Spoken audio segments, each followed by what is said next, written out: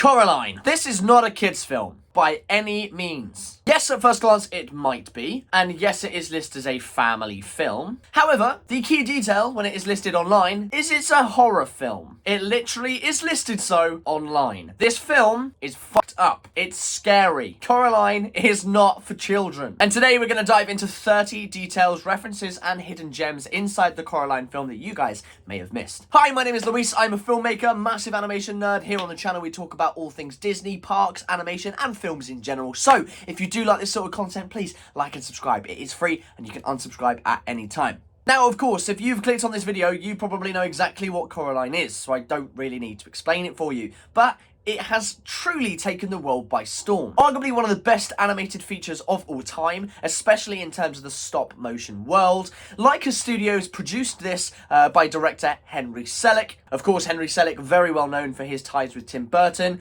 Into the Nightmare Before Christmas and things like that as well. And his work in stop motion in general behind James and the Giant Peach, which was the last film he did before Coraline came out in 2009. At a runtime of nearly 2 hours, this film will make you shit your pants. It was actually adapted from a book, which not many people know, and with an average Rotten Tomatoes score of 91%, making it one of the highest rated animated films, especially again from a stop motion point.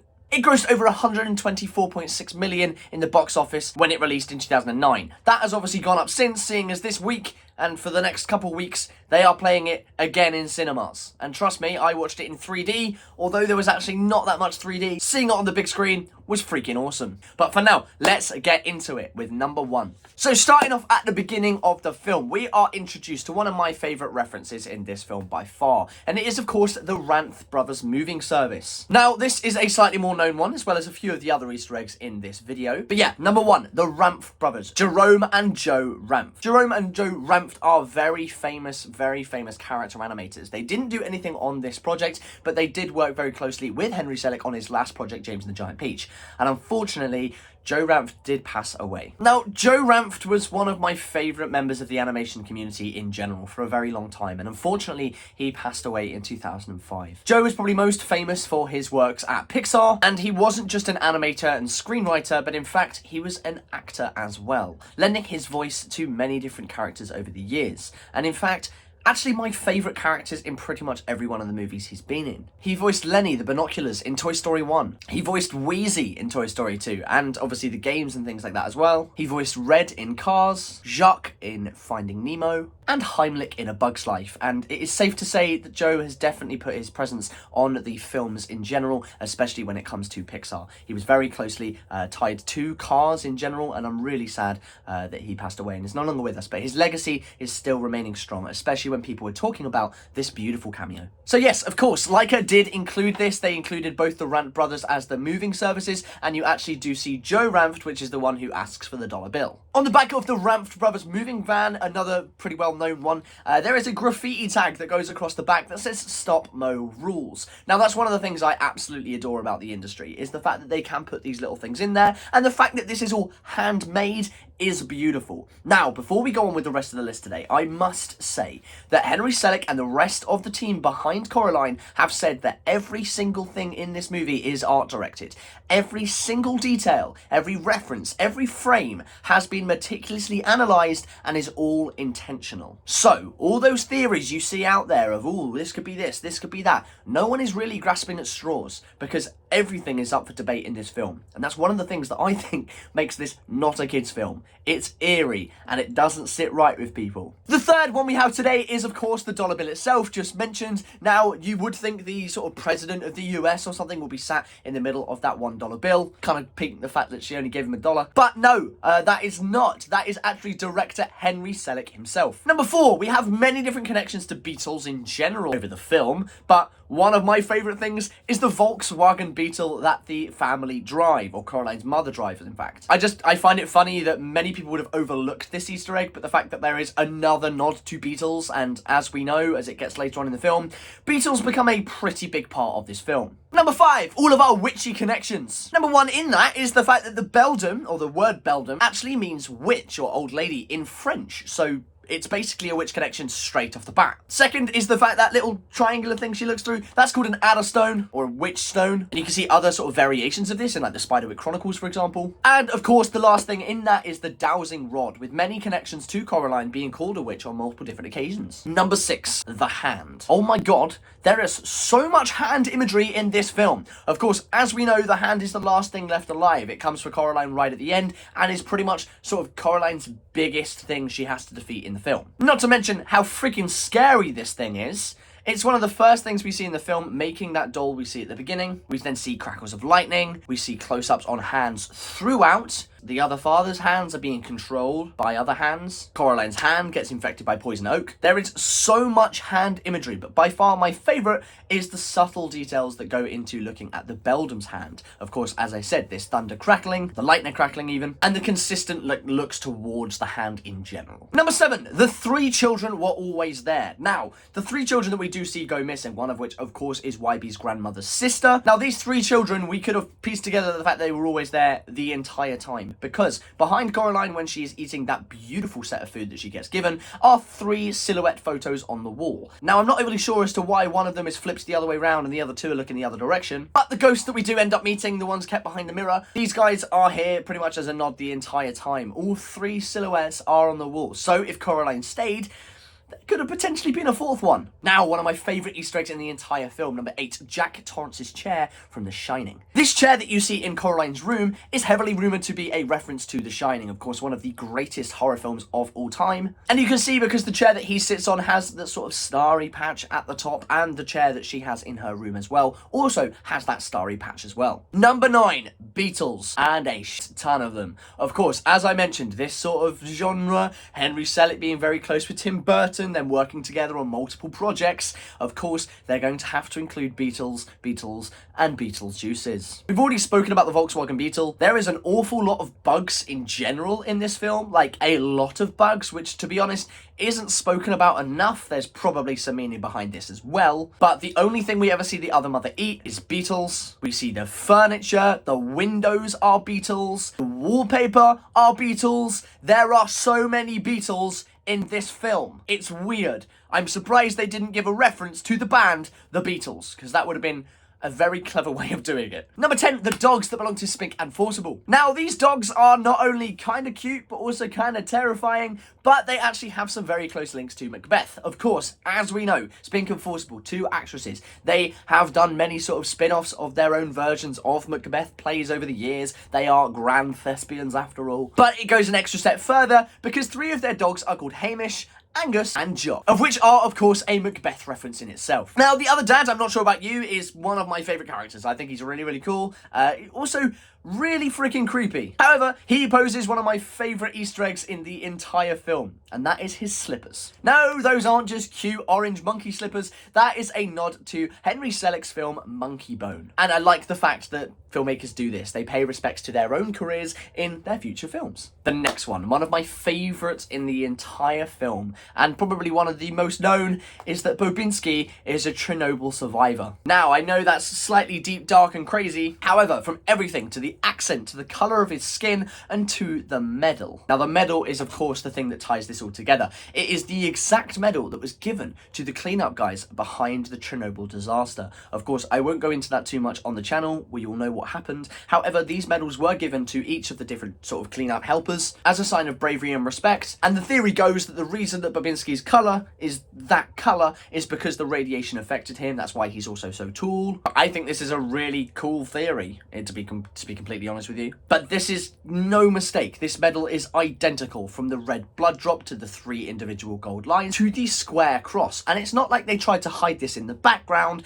They have literally put this front and centre over his heart. Number 13, and I like the fact that this is the unlucky number 13, is of course the cake loops. Now, when the other mother gives Coraline the cake that says welcome home, you see on one of the O's that there is a double loop. This indicates that there's something not quite right and someone is lying. Coraline wouldn't necessarily have known that, but looking at that from an audience perspective, we know that right then and there, the other mother is telling Coraline false information. She's not actually welcome home, and in fact, it's not home at all. And I love the fact that they're dropping these sort of details so early on in the film, and we really could have pieced this together so much further on in the film. The next one is the candy jars that Spink and Forcible have in their house. Now, I find this kind of freaky, you know? They have 3 different candy jars with 3 different dates on them for the 3 different children that have gone missing. And funnily enough, what do they use to make that out of stone? It's the bowls of sweets that they clearly have given to the children in some way, shape or form. Coraline's just rather lucky she wasn't able to have one, but I think these guys are in on it. Number 15, the well itself. A fantastic character in the film. Yes, it is characterized, it is really cool, but it also serves as a double purpose, and the reason that Coraline gets so unlucky, it is a fairy circle. It doubles up as a fairy circle. It is surrounded by a moat of mushrooms, and for those of you into witchcraft and wizardry and all that jazz, You like jazz? you will already know you do not step inside a fairy circle.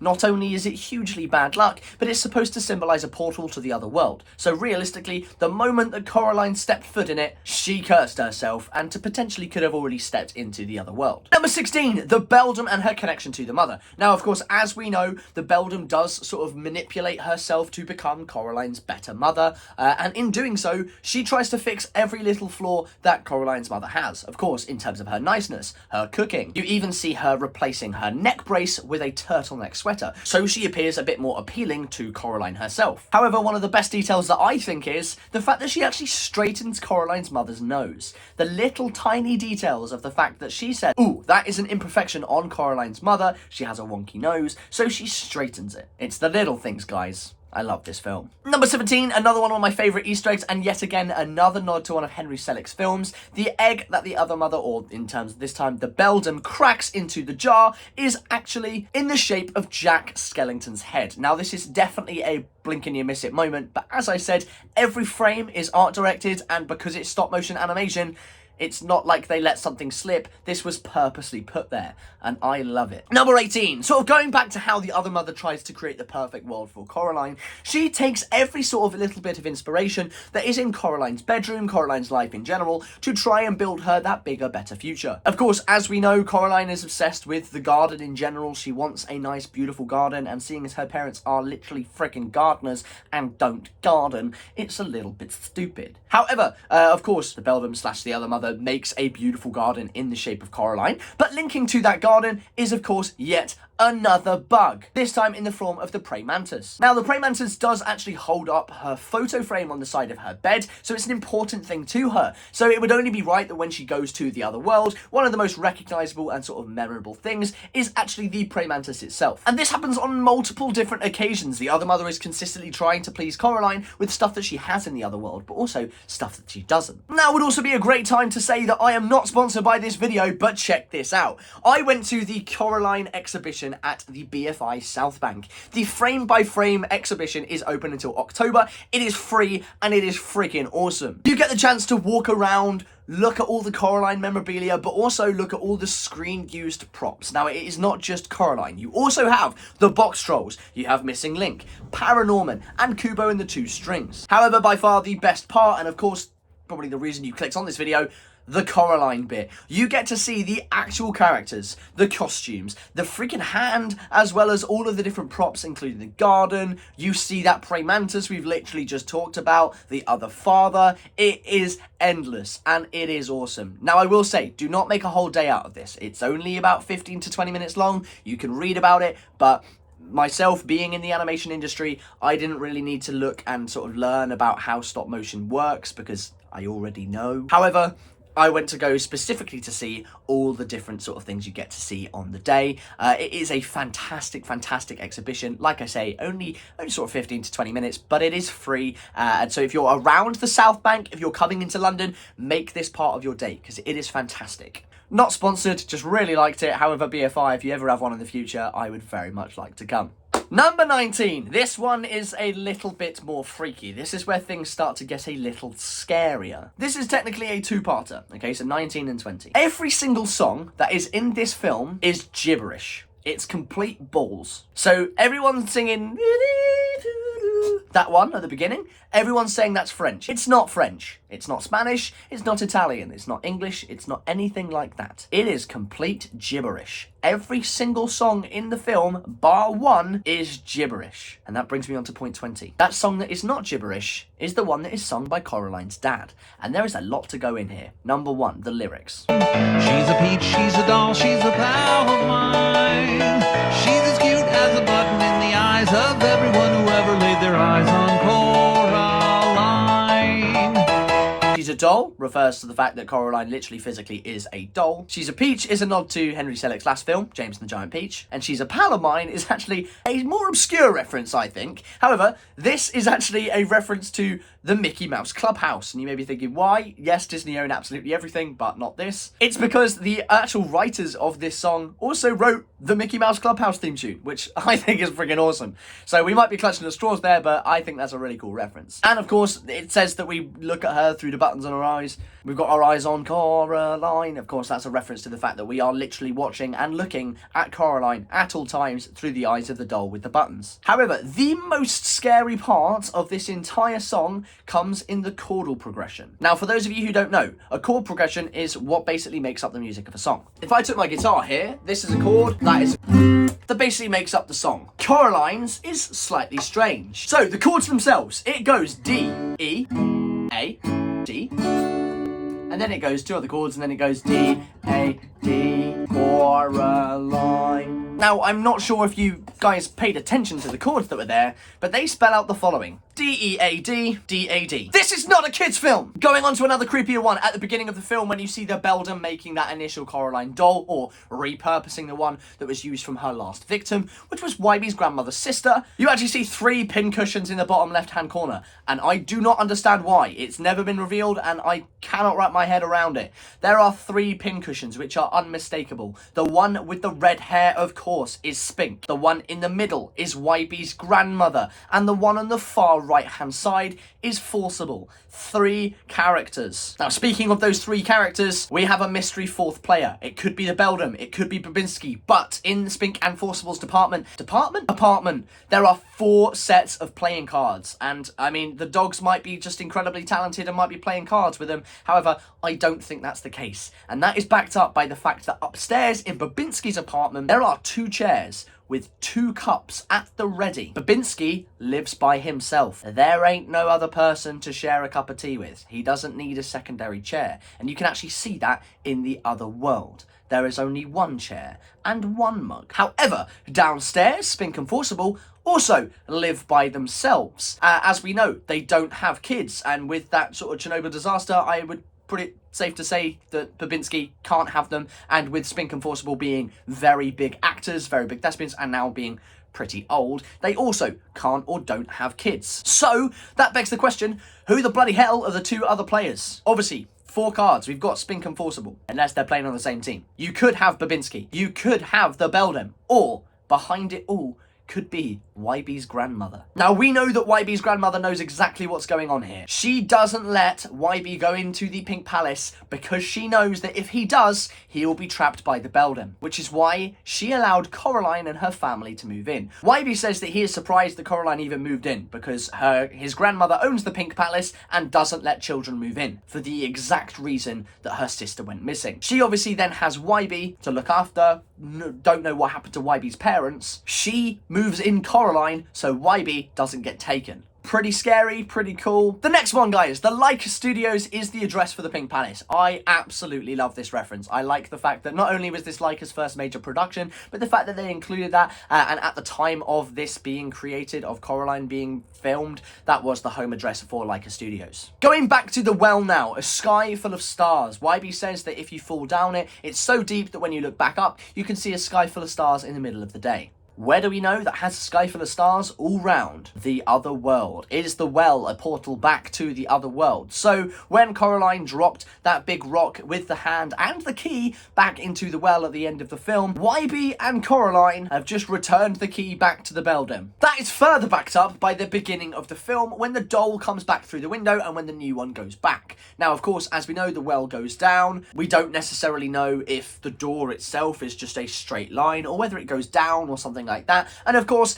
HE double hockey sticks is below us. And in my opinion, the other world is pretty close to it, especially at the end, because this place is freaky. However, it's backed up because at the beginning of the film, when YB's grandmother's sister's doll comes through the window, she floats down from the top and in, and then when the Beldam releases the new Coraline doll, she releases it and it floats back up again. So again, that sort of look into the fact that it's floating down and up to the real world, down to HE double hockey sticks. Next up, we've got the photos around the house. In the actual world, it is notable the fact that there are photo frames missing. You can see the sort of outline of them on the wall. However, in the other world, there are loads of photos. Every single one of these photos are of locations we've seen before, and most of the time, it's the Pink Palace. Sometimes we actually see Spink and Forcible's apartment as well. However, the photo that really throws me off is the fact that one of them is the store that the dad goes to, which he then gets stolen from. Why is that there? There are so many references to stuff that's going to happen later on in the film, and in fact the first time that Coraline gets tucked up in bed and the other mother is sitting on the chair, you can actually see in her reflection her true form, that is the Beldam. She does not have the reflection of the other mother, which I didn't know the first time I watched that film, and now I find it really freaky. Not to mention that in that film she then actually absorbed back in to exactly where the doll is sitting, so furthering the fact that she is literally the doll watching Coraline at all times. And yes, this doll is sentient. It moves, for fuck's sake. But honestly, there are just so many references in here. So many references to bugs. I mean, the other mother is literally a bug. And what is the worst nightmare of a gardener who the normal parents are? Bugs. Everything is littered with bugs. It is absolutely freaking fantastic. Now, many of these Easter eggs and references are well known, especially throughout the Coraline fandom, so if you do already know, hi, you've seen them again, ever so sorry. And a lot of these are sort of courtesy of the online community. I've got to give a shout out to Beldam, because of course, over on her TikTok and YouTube and things like that, she has been really carrying the Coraline sort of fandom over the last couple years, and has found a lot of these references and many more. So please, go and check her out on TikTok, go and check her out on YouTube and things like that as well. Show them some love. But yeah, that's my 30 details, references, hidden Easter eggs and things like that inside Coraline. So let me know what you guys think. If you did enjoy this video, please like and subscribe. I'd love to do more of these videos, hidden references, Easter eggs, details, things like that, especially in more animation stuff. So please let us know if you'd like to see that in the future. But for now, stay safe. I will see you in another video. Peace.